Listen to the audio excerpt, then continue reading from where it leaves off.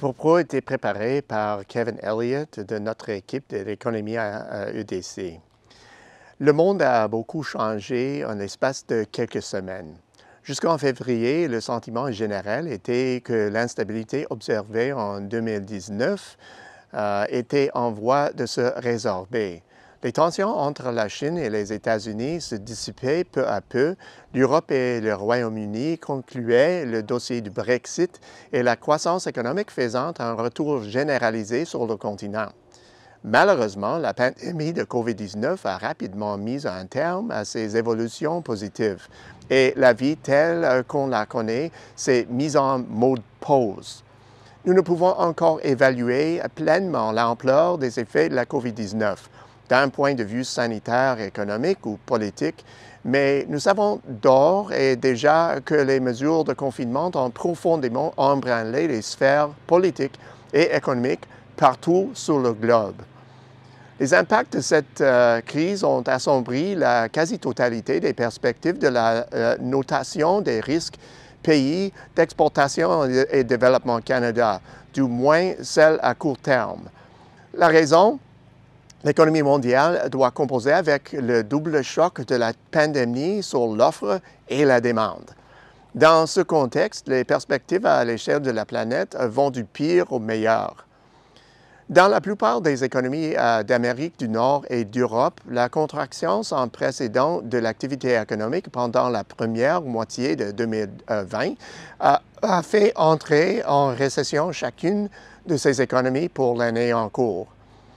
Le net repli de l'économie a aussi entraîné une révision à la baisse de notre notation des risques commerciaux à court terme à l'ensemble des régions.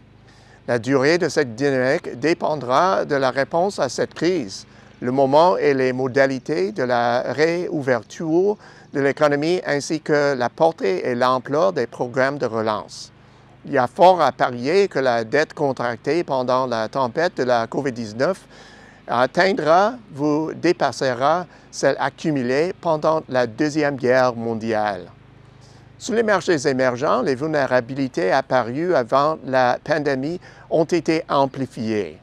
Les difficultés, notamment en Argentine, au Nigeria, en Afrique du Sud, en Turquie et en Inde, se sont accentuées.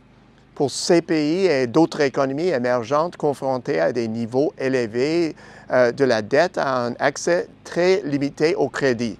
Alors même les investisseurs se font de plus en plus frileux. Il sera difficile de mobiliser les moyens financiers pour maintenir la croissance. Cette conjoncture, les cours instables des matières premières, une demande mondiale en berne et l'incidence d'une crise économique et financière prolongée pourraient faire en sorte que la reprise s'étende sur plusieurs années.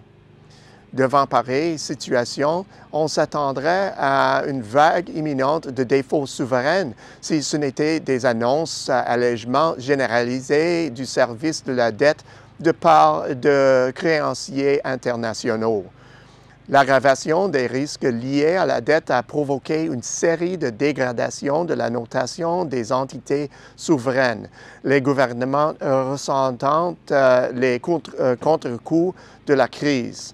De fait, lors des 3 premières semaines d'avril, nous avons abaissé la notation de 16 marchés, dont 12 marchés émergents, la plupart se trouvant en Amérique latine, au Moyen-Orient et en Afrique.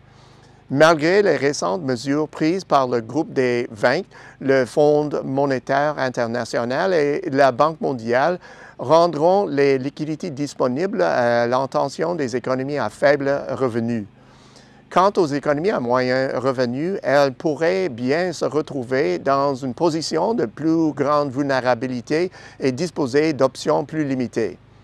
D'habitude, le risque souverain côtoie d'autres risques plus élevés présents dans le contexte commercial d'un marché donné. Il s'agit notamment de la probabilité accrue d'une ingérence du gouvernement ou encore de la possibilité que ce dernier impose des restrictions sur la conversion des devises. Par ces moyens, les gouvernements tentent de compenser leurs pertes en changeant les règles du jeu. La diminution de la solvabilité des entités souveraines s'accompagne donc d'une baisse correspondante de l'accès aux devises et aux liquidités. Les difficultés financières et économiques continuent de se multiplier aux quatre coins du globe. Pourtant, une inconnue de taille demeure, les perspectives ayant trait à la stabilité politique.